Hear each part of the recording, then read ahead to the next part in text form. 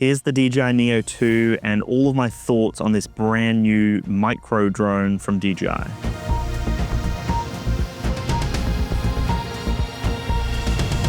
What's going on, guys? My name is Dan Davis and I'm the creative director here on DansTube.TV, which is Australia's #1 drone YouTube channel. And these are all of my thoughts on the Neo 2. After extensive use, I want to talk through my experiences with the Fly More combo with a bunch of different flight experiences, and I can't wait to get into this one. For full disclosure, the Neo 2 was sent out by DJI directly, so thank you so much for sending this out. And this video has been sponsored by the D1 store, but all of my thoughts expressed throughout this video are my own and no one has influenced my thoughts. As a lot of you probably know, the original Neo was a huge hit. A lot of people love that drone. You can do all sorts with it. There's so many different ways of controlling it, different controllers. You've got the app, you've got voice control, you've got the FPV experience, you've got all sorts. You've even got the hand launching with the button on the side without having to have a controller or a phone. There's just so much you can do with the original Neo, and all of that has come across to the brand new Neo 2.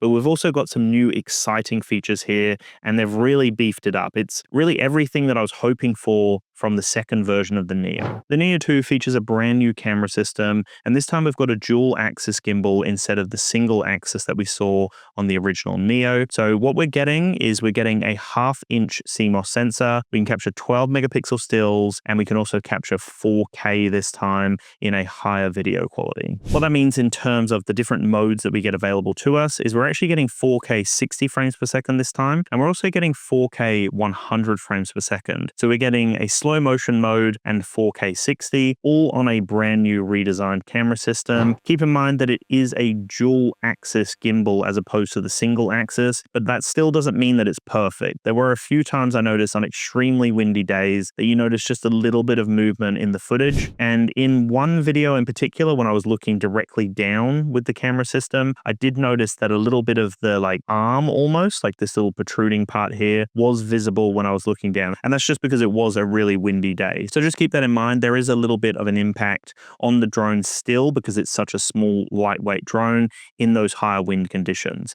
But with that being said, this drone can handle wind significantly better than the original Neo. So I'm way more confident flying this out and about, even on really windy days. There were gusts of up to 30 kilometers, and this could handle it with absolute ease. The Neo 2 can handle level 5 winds, which is a big improvement over the original Neo. I'm way more confident flying this over water and in exposed areas.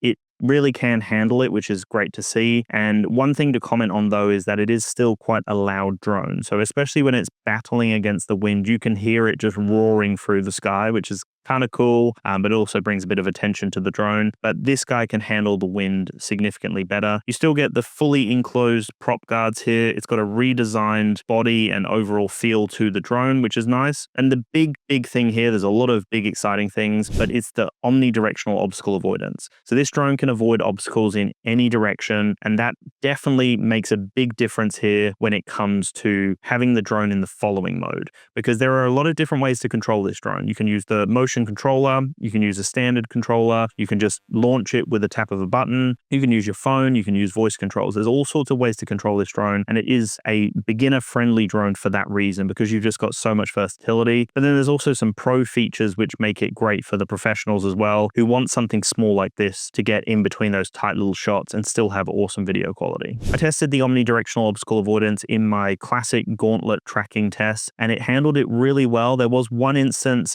where it was flying backwards and it knocked into a tree, and I think that's because of the new transceiver on the back here. Without the transceiver, you can only fly the drone with your phone and with the buttons on the side with that hand launching feature. You can't use any of the controllers without that transceiver. So depending on what version you get, you will need to buy the transceiver. If you get the Fly More combo like I did, it comes pre-installed and it is secure on the back there. It's not just plugged in, it literally has 4 screws, and you can see there's these little antennas here to improve the range. So I will say range is phenomenal on this unit, never dropped out, never had any issues, really impressive range from it.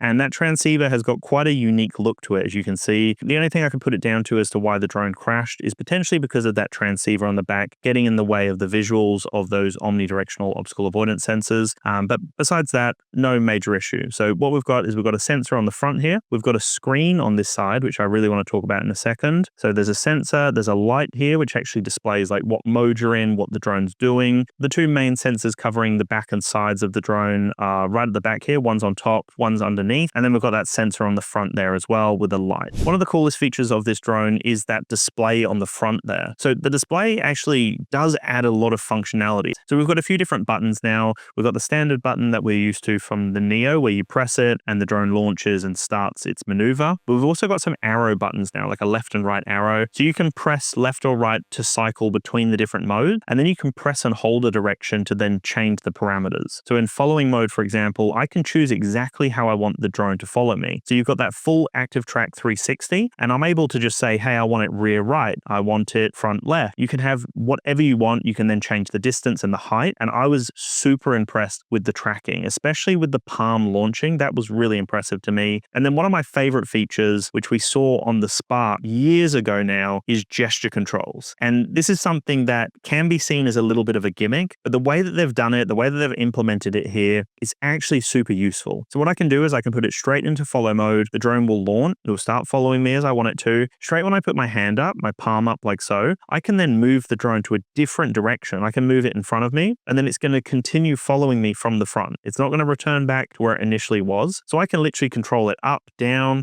left, right. I can also push it away, pull it in, and I can do all of that while it continues to follow me. So straight when I put my palm back down again, it then continues to follow me from the height and the distance that I've now moved it to. So that's such a game changer if you don't have a controller and you don't want to have to keep bringing the drone in, landing it and moving it again. It just makes it seamless. Like it actually makes it so seamless. And I was extremely impressed, like really, really impressed with how responsive the gesture controls were in all of my tests. I've got a whole standalone video on the channel, so go and check that out. But it did such a great job. Like it was so easy to just move it, then continue following, push it away, with the like this gesture, bring it in, I could move it up. It just works seamlessly. And I was impressed with the obstacle avoidance, the way that it would like navigate different scenarios, and the fact that I could just move it with my hand with absolute ease. There's a new palm finding landing feature, which we didn't have on the original Neo. But just going back to what I was saying, there is a light on the front here. And so that light, depending on what mode you're in, will change. So it kind of goes from like a white color to let you know, hey, I'm in following mode. And then it goes blue when you put your hand up and you want it to move around. It goes red when the drone's running low on battery. And if I'm just to put my palm out flat like that, it goes blue. And it recognizes, oh, okay, so his palm's out and it wants me to return. So no matter where the drone is, whatever you're doing with it, it will just recognize, okay, I need to fly in and find the palm. And every time it found my palm with ease, it never struggled at all with it. And I was extremely impressed with that feature. That makes it so much easier just for that peace of mind, knowing that I can put my hand up, move the drone around, have it follow me. I didn't have the controller connected, didn't have my phone connected. And at any point, I just land it on my hand, change a mode,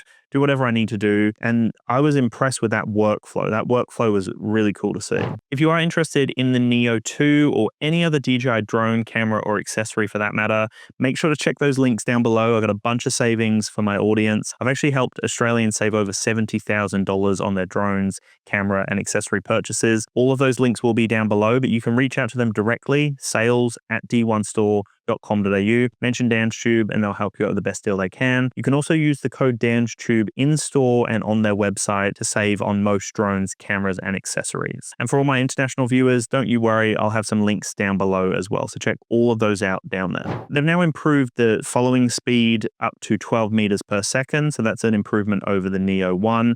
And it just means that it can track you in a bunch of different scenarios. So if you're on a bike and you're going a little bit faster, it's going to be able to keep up with you. And I was impressed with that. I found that it did a great job when I was jogging, when I was, tracking different things in the environment. Really, really cool stuff. We've also got improved internal storage, which is always nice to see.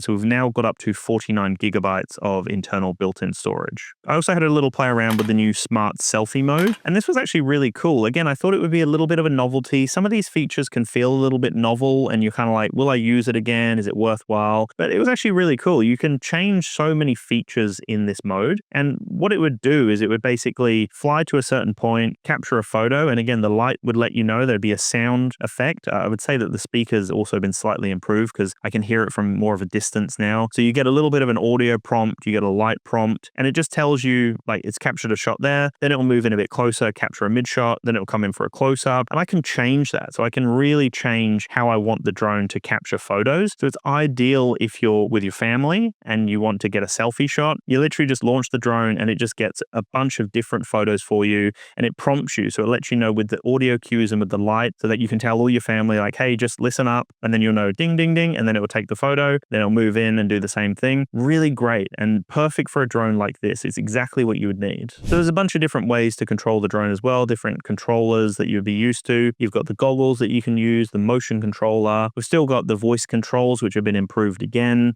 We've got the app control, which is really great and tuned in, like it's easy to use. And then we've just got the single tap button as well, so you can just hand launch it without connecting anything up. So I mentioned that throughout the video, but that's where the Neo stands out because it's just such a versatile offering, so many different ways of controlling it. And the fact that now we've got the obstacle avoidance, an improved camera system on it, we've got improved wind resistance, improved battery life as well, which isn't a huge improvement, but it is an improvement nonetheless. So all of that actually opens up a lot more like peace of mind when you're using a drone like this. The Neo2 only weighs slightly more than the Neo. So from what I can see, it's 151 grams as opposed to 135 grams. So not a huge increase in weight here. It's still well under 250 grams. So it makes it a little easier in some countries. And honestly, it's such a cool unit to have, like such a cool drone to have, regardless if you're a beginner. Like I think it's a perfect beginner drone, but even if you've got another drone, it's so fun to use because of all those ways you can control it. One thing I really would have liked to have seen though is a bag. With the combo that I got, it just comes in the box and I find myself just kind of taking individual items with me. So I'll take batteries with me, I'll take the drone and the controller. I really would have liked to have seen a bag in the combo, but not a major